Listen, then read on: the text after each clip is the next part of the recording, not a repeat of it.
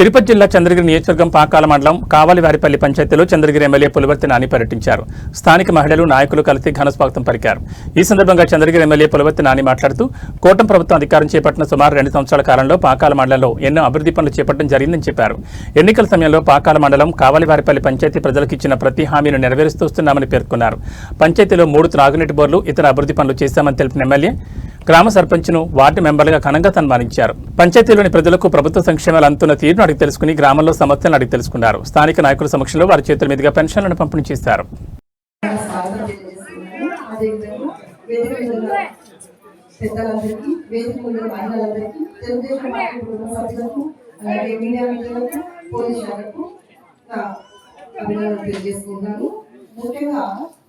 Telugu Desam party అంటే అభివృద్ధి అంటే తెలుగుదేశం పార్టీ అనే విధంగా నాని అన్న పనిచేస్తూ దాన్ని నిరూపించారు. ప్రతి ఒక్క అభివృద్ధి కార్యక్రమాన్ని ఆయన ముందుకి చేస్తున్నారు. గతంలో మనందరం చూసాం. ఎటువంటి అభివృద్ధి లేకుండా అభివృద్ధిని పక్కన పెట్టి నియోజకవర్గాన్ని నిర్లక్ష్యం చేసి పనిగాని కానుకలించి పనిగాని చీరలంట గడియారాలు అలాంటివి అభివృద్ధిని పూర్తిగా నిర్లక్ష్యం చేయడం మనం అందరం చూసాం. కానీ అందుకు విభిన్నంగా నాని అన్న ప్రతి ఒక్క అభివృద్ధి కార్యక్రమాన్ని ఆయన ముందుండి నడిపిస్తున్నారు. కాలువలు అయితేనేమి, నీటి వసతి అయితేమి, అలాగే కొత్త పెన్షన్లు కానీ ఎవరైనా ప్రతి ఒక్కరికి ఎవరికైతే అనారోగ్యం పాలై వాళ్ళు అపరూపాలు కాకుండా సీఎం ఆర్ఎఫ్ నుండి ఆయన ఎన్నో చెక్కులు అందించడం జరిగింది. నియోజకవర్గంలో ప్రతి మండలంలోనూ ఆయన చేస్తున్న అభివృద్ధి కార్యక్రమాలు నిజంగా ఎంతో స్ఫూర్తిదాయకంగా ఉన్నాయి. అటువంటి అరుదైన వ్యక్తి మనకు ఎమ్మెల్యే గారు నిజంగా మన నియోజకవర్గం చేసుకున్న అదృష్టం అని చెప్పాలి. అంతేకాకుండా ఇప్పుడు త్వరగా వస్తున్న స్థానిక సంస్థల్లో కూడా ప్రతి ఒక్కరు కూడా తెలుగుదేశం పార్టీ తరఫున నిలబెట్టిన ప్రతి ఒక్క అభ్యర్థిని ఘన మెజారిటీతో గెలిపించి అభివృద్ధిలో మీరు కూడా భాగస్వామి కావాలని ప్రతి ఒక్కరికి పిలుపునిస్తూ ఈ అవకాశం ఇచ్చిన ప్రతి ఒక్కరికి స్థానిక మండల పార్టీ ప్రెసిడెంట్ నారాయణ గాని ట్రస్ట్ ఇన్ఛార్జ్ గాని ముఖ్యమైన అందరూ తిరిగి మనం మెజారిటీ తీసుకున్నాం. దానికంటే ముందు కూడా గత సర్పంచ్ ఎలక్షన్ లో కూడా అంత పోటీలో కూడా మనం సర్పంచ్ చేసుకున్నాం. అంటే ఈ ఊరు తెలుగుదేశం పార్టీకి పంచికొట్ట అనేది ఒక నిదర్శనం. ఇటువంటి ఊరికి ఏం కావాలో చేయాలి నేను చేసి పెడతాను. మేము ఈరోజు ఏదో ఎలక్షన్ ఉందని రావడం అందరికి యాక్చువల్లీ పెన్షన్లు ఇవ్వాలి. పెన్షన్ కార్యక్రమం యాక్షన్ ఒక చోట ఇచ్చి కూడా ఈరోజు పెన్షన్ మళ్ళీ ఇక్కడ వచ్చారు. కారణం అంటే కనీసం ప్రతి పంచాయతీకి మండలంలో 3 నెలలు లేదా 5 నెలలకు ఒకసారి నేను తిరగాలనే ఉద్దేశంతో తిరుగుతున్నాను. మనం డెవలప్మెంట్ చేసుకుపోతా ఉన్నాం. డెవలప్మెంట్ లో భాగంగా ఎక్కడెక్కడ చిన్న సమస్యలు ఉందో ఆ సమస్యలు కంప్లీట్ చేస్తున్నాం. ఎలక్షన్ ముందు మన పెద్ద ఆయన చంద్రబాబు నాయుడు గారు కానీ, అదేవిధంగా డిప్యూటీ సీఎం పవన్ కళ్యాణ్ గారు కానీ, అదేవిధంగా మన ఐటీ శాఖ నారా లోకేష్ గారు కానీ, మోడీ గారి నాయకత్వంలో మన అన్ని ఆ సూపర్ 6 పథకాలు చెప్పాం. ఆ సూపర్ 6 పథకాల్లో గెలిచిన వెంటనే పెన్షన్ 3,000 నుంచి 4,000, 6,000, 10,000, 15,000 చేస్తామన్నాం. చెప్పిన ప్రకారం చేసాం మనం అందరికీ. దాని తర్వాత ప్రతి ఒక్కరికి